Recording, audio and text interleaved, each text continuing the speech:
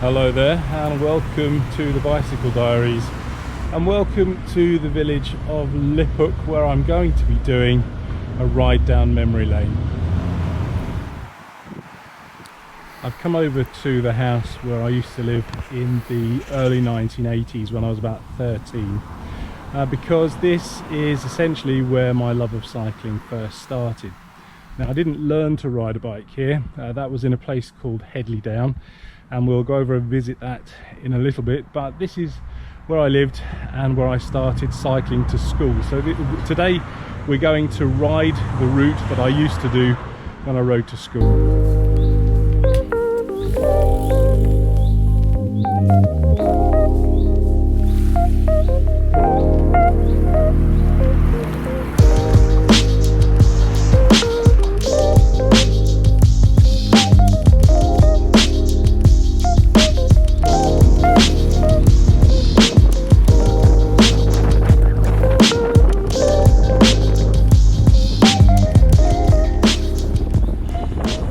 The centre of Liphook seems to be a lot busier than I remember it.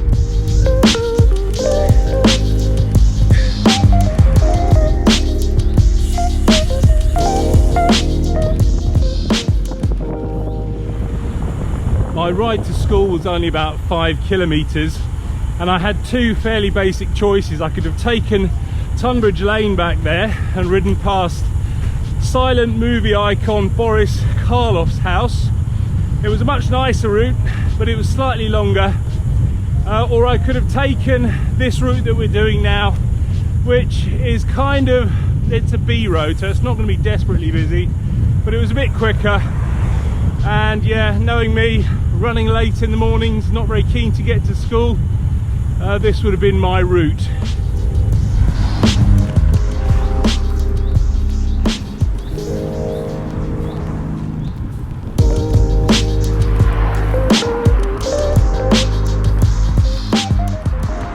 I think that was called Westlands Hill, and it was my only climb of the day on the way to school. And it's interesting seeing it today using the Karoo, because at the top there it's 9%, and even today I can still remember how tough that was going up there.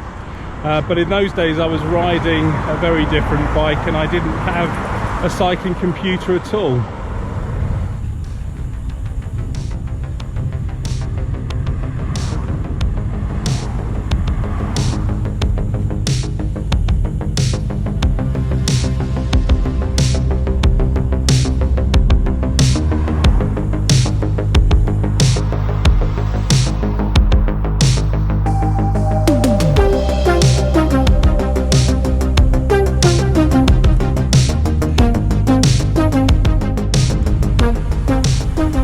In those days I rode my first ever road bike, which was a Raleigh winner that my dad bought from one of the local supermarkets, ironically quite close to where I live now, in September 1982.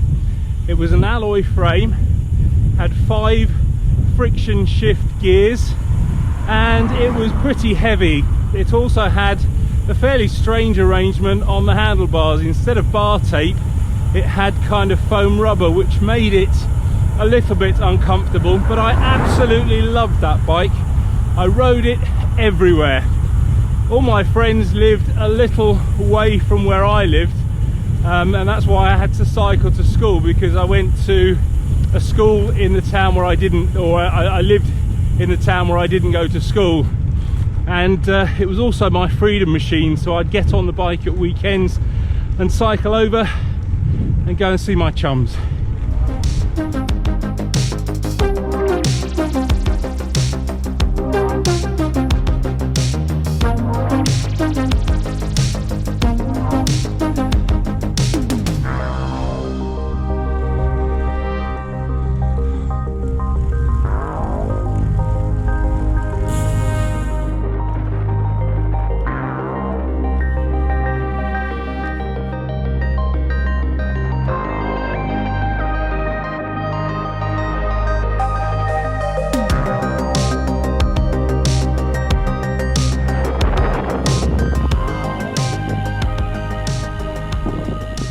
Well, here I am standing on the corner where all my friends used to wait for me in the mornings. I'd ride my bike along that road there, turn into the road here and park my bike in a house just down there and come back and see my friends. My school's just over there, so we'll go and have a look at that in a minute. But yeah, I used to park my bike in a house down here, never used to lock it up and never had any worries about it not being there when I got back. And this, boys and girls, is all that's left of my school. Now, I knew it had been demolished, but this is the first time I've been back to have a look at it with my own eyes, and I must admit it's all rather sad. I've got some happy memories of being here, particularly meeting up with my friends, but yeah, it's really weird. Now, don't get me wrong, I wasn't the biggest fan of school. I think it's probably I have a problem with authority, and yeah, I think it's just the rebel in me. And had I turned up on a Monday morning to be greeted by this sight, I would have probably jumped for joy. But standing here today, all I recognise is the entrance, but beyond that it's literally been flattened and I just can't recognise anything at all. It's literally a building site, so it's completely different.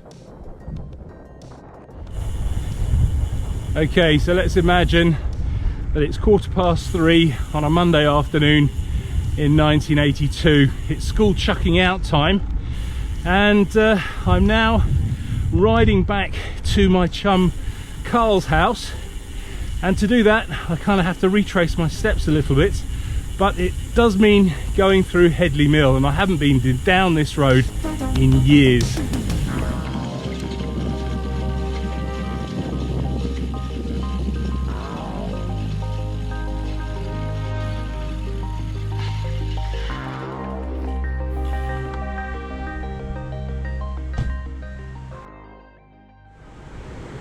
Well, this is all a bit new to me. Back when I was a teenager, we used to get through the mill using a gate that was over there. But on the way down here, I just couldn't see it at all. It's been completely taken away and replaced by this bridge. Didn't even know this was here, but it looks like it's been here a while.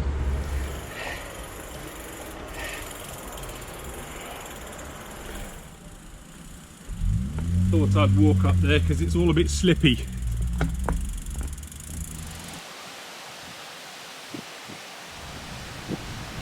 Yeah, while I was here I thought I might as well come and have a look at Headley Mill, just for kind of old time's sake. We used to walk through here sometimes on the way to school, and yeah, the geese and the ducks were pretty vicious, and I can see there are still some geese there now, so I'm not going to get too close. From Headley Mill we'll climb up the hill into Headley village, and on the way pass a piece of rock history.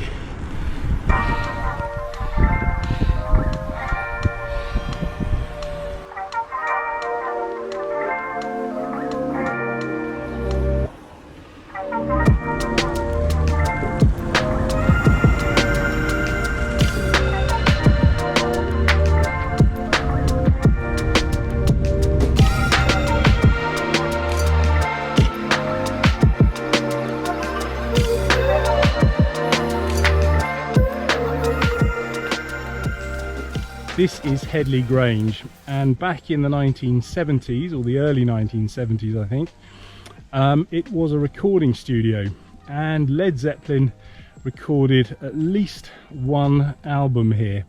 It was also kind of residential, so they would stay over and then they would record during the day and then sleep here at night. Unfortunately, I don't have any more information about that. I know for a fact that I've seen on a cover of a Led Zeppelin LP that it was recorded here, but being an 80s kind of synth pop chap, yeah, rock music isn't really my thing. But if you do like rock music, if you think this is cool, we're going to go somewhere else that's even cooler.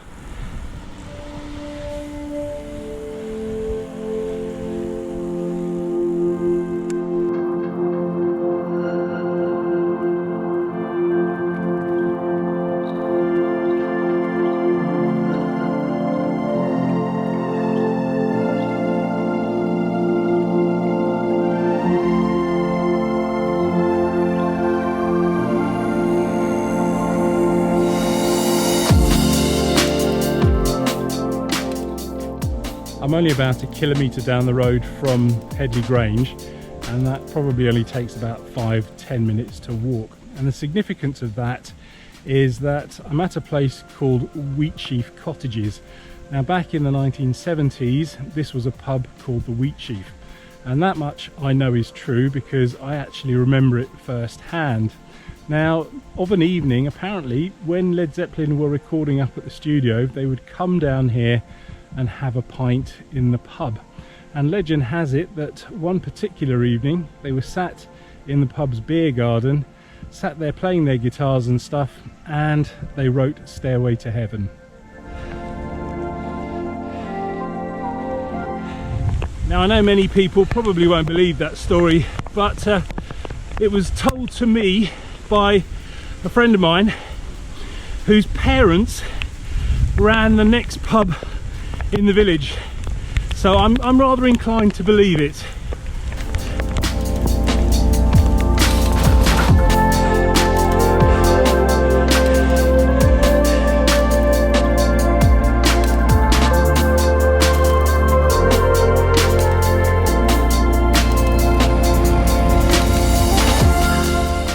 Well, that was Bowcott Hill and Glaziers Hill, and even as a kid I thought those two were quite hard, and now I know why. Obviously, again, back in the day I was riding kind of kids bikes, not even a road bike, and no computer on it or anything, so I had no idea of gradient. But according to the Karoo today, both of those were about 12-13%.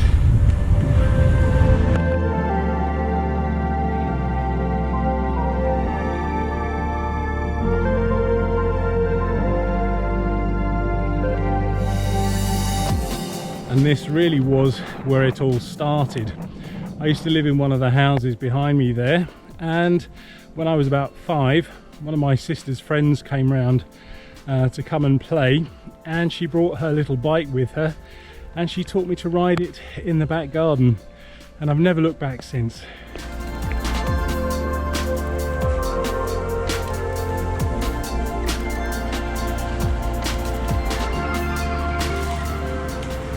And then suddenly the heavens opened, and I'm just back in Headley taking shelter underneath the chestnut tree in the middle of the village. Hope you enjoyed this little trip down memory lane and the little items of rock history. Thanks for watching.